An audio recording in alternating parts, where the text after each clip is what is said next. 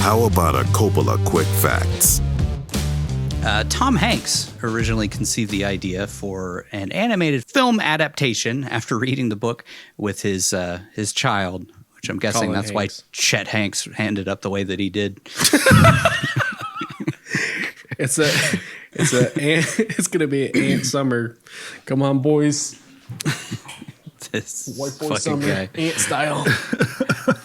Just do yourself a favor and go watch some interviews with Chet Hanks. He's a treasure.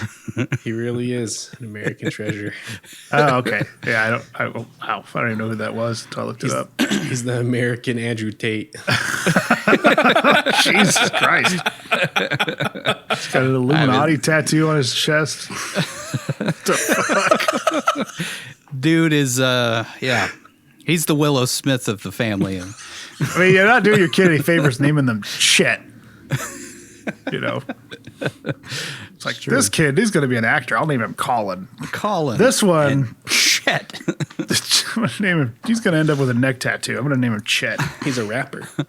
I feel like Chet is short for like Chester or something like that. Probably. I hope. But I don't know. I really like Chet from Weird Science. Yeah, you're right. It's Chester. Is it Chester? Chester Hanks. Chester Marlon Hanks. Ugh, wow. Yeah, he set him up to fail. Mm-hmm. Yeah. Or become an amazing rapper, you know? No. Nope. No.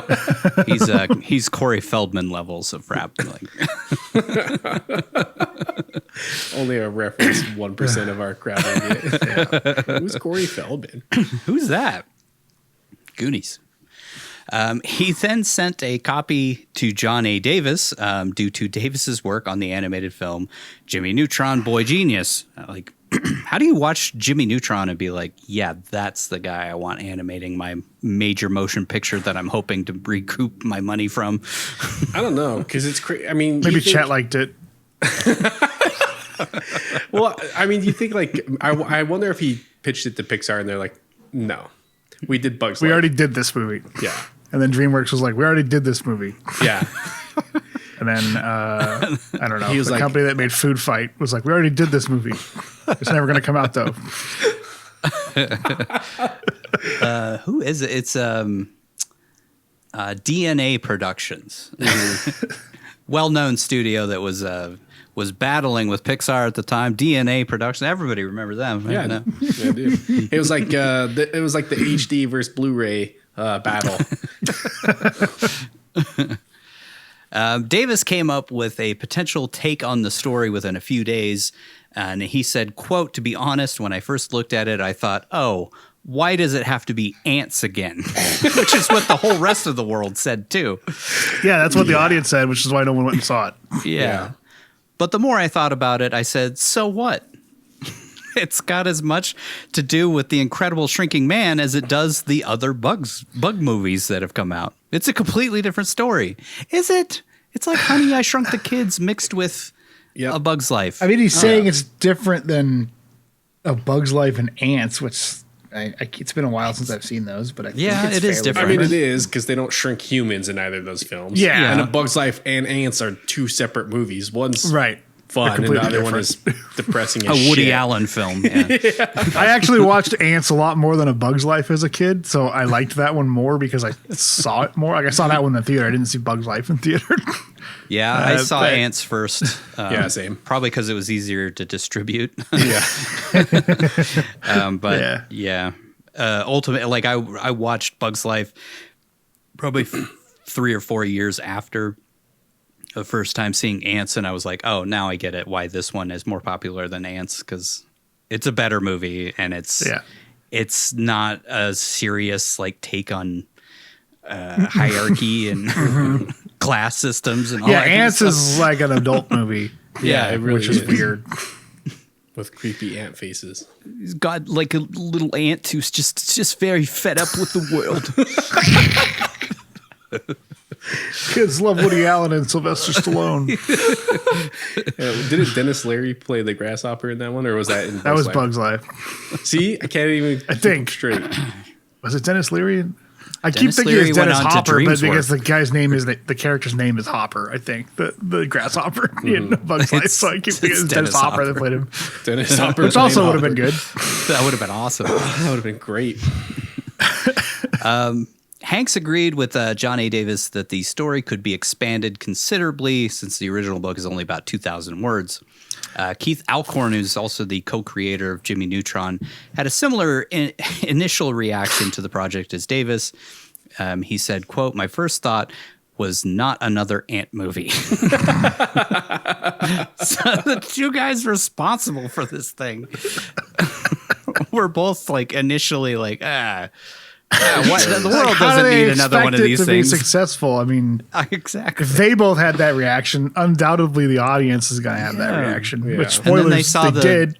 the check that Tom Hanks was holding out Yeah, at that's the good. time. That must have been it. Tom Hanks was like, "No, I'm making this movie." Listen, My Chet kid really likes it. wants this movie.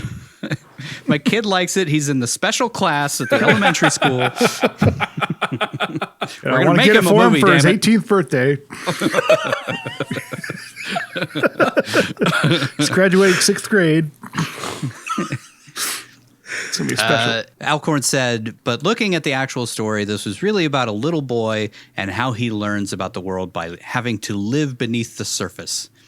Davis states that he felt like something of a hypocrite, though, when he was working on the script and carpenter ants infested his house and he called an exterminator. I don't know. After watching this movie, I really want to just kill every bug in my yard. Just Hey, they have a whole world out there that they can live in. go. Don't come into the house. It's bullshit. Live in my house. Fuck off. Yeah. Rent free.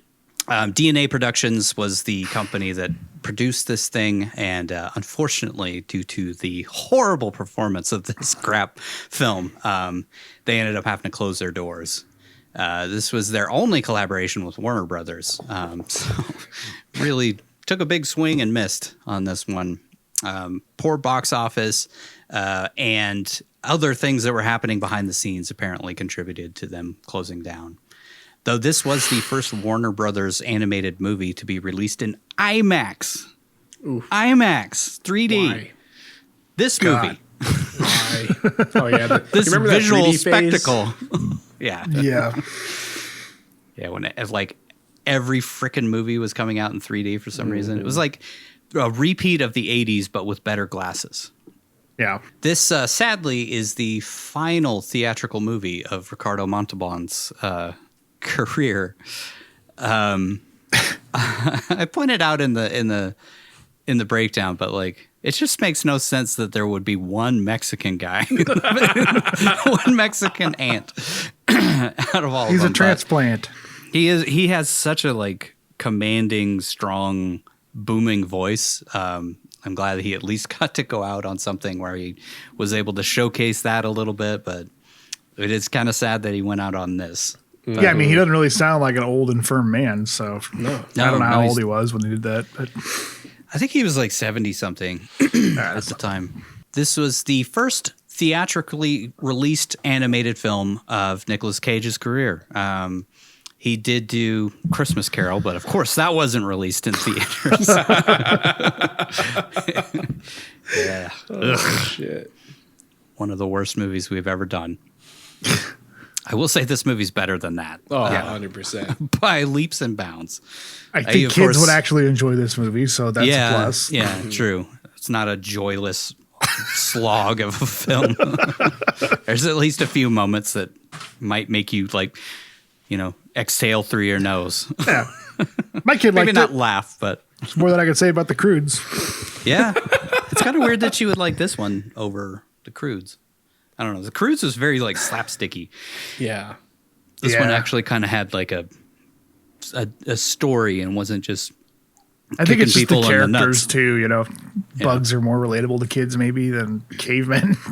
I don't know. It's true. I also feel like there's a lot more like serious undertones of the Crudes. Yeah. This one is kind of just a kid learning his lesson and Right. Yeah. pretty basic, simple story. Cage would, of course, go on to voice Speckles in in G-Force, Dr. Tenma in Astro Boy. This is all the films that we're about to do. Grug, of course, in the Cruise movies. Superman in Teen Titans Go to the Movies. And then, of course, Spider-Man Noir and Spider-Man Into the Spider-Verse. He's done a lot of animated films, which we're getting them all out of the way at once because it'd be really nice to never have to think about these movies again. Just move on to actual films. Great, amazing films like Arsenal and stuff like that, you know? Doggy Dog and Doggy Dog. And Can't wait to see what other films were in the mid 2010s. The teens. We have to space them out. we can't just do all of those at one once. or two per season. Yeah. The role of Momo, not Mama, Momo. Momo.